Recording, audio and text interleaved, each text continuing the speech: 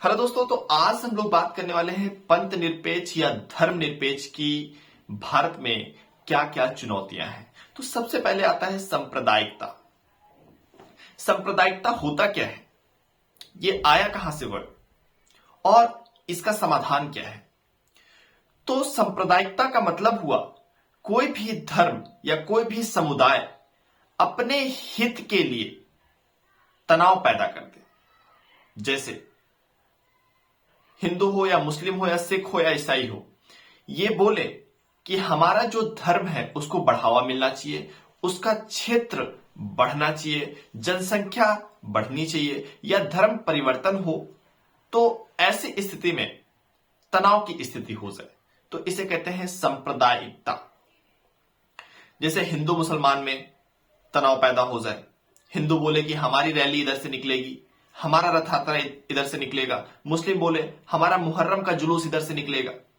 तो इस स्थिति में क्या हो रहा है, दो समुदाय आपस में भिड़ जा रहे हैं और तनाव उत्पन्न हो रही है। तो इसी को बोलते हैं सांप्रदायिकता। सांप्रदायिकता शुरुआत कहां से हुई, तो आज से कुछ साल पहले जब ब्रिटिश भारत आए तो उन्होंने फूट डालो राज करो की नीति अपनाई। फूट डालो राज करो में सबसे पहले राजाओं को आपस में लड़ाया, फिर हिंदू मुसलमान को आपस में लड़ाया। क्यों लड़े हिंदू मुसलमान आपस में, उन्होंने यह बताया कि सारे उच्च पद पर जो ऊंचे पोस्ट हैं उन पे हिंदुओं का कब्जा है। तो जाहिर सी बात थी कि हिंदू पढ़े लिखे थे तो ऊंचे पद पे थे। तो इन्होंने कहा कि आप उस ऊंचे पद को ले जा सकते हैं। तो सन 1905 में मुस्लिम लीग बनी, ब्रिटिश के ही संरक्षण में। तो 1905 में जब मुस्लिम लीग बनी तो उसका निर्वाचन क्षेत्र भी अलग हो गया। तो वहां से हिंदू मुसलमान अलग अलग क्षेत्रों में बंटना शुरू हुए। तो यहीं से हमारा हिंदू मुसलमान का विवाद उत्पन्न होता है। और वर्तमान की स्थिति क्या है, वर्तमान की स्थिति दोस्तों यह है कि वोट बैंक की वजह से कोई भी पार्टी हिंदुओं को अपने पक्ष में रखना चाहती है और मुस्लिमों को अपने पक्ष में रखना चाहती है।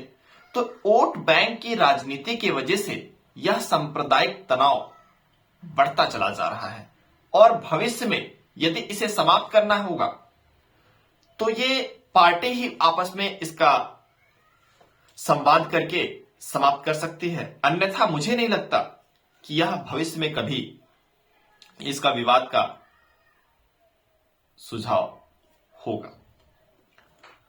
तो दोस्तों, आपको समझ में आया होगा सांप्रदायिक क्या होता है, सांप्रदायिकता के क्या नुकसान हैं, यह मैं आपको बता दूं। सांप्रदायिकता के नुकसान आर्थिक भी हो सकता है, राजनीतिक भी हो सकता है और सामाजिक नुकसान भी हो सकता है। यदि सामाजिक सद्भाव बनी रहे तो उस स्थिति में आर्थिक नुकसान संभव नहीं है।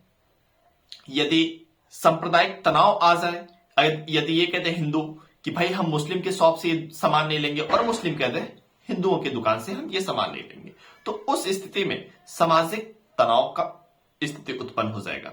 और साथ ही साथ क्या होगा, आर्थिक रूप से भी भारत को चुनौतियों का सामना करना पड़ जाएगा।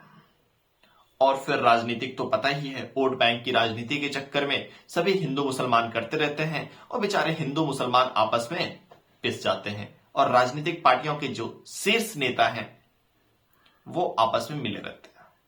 थैंक यू दोस्तों।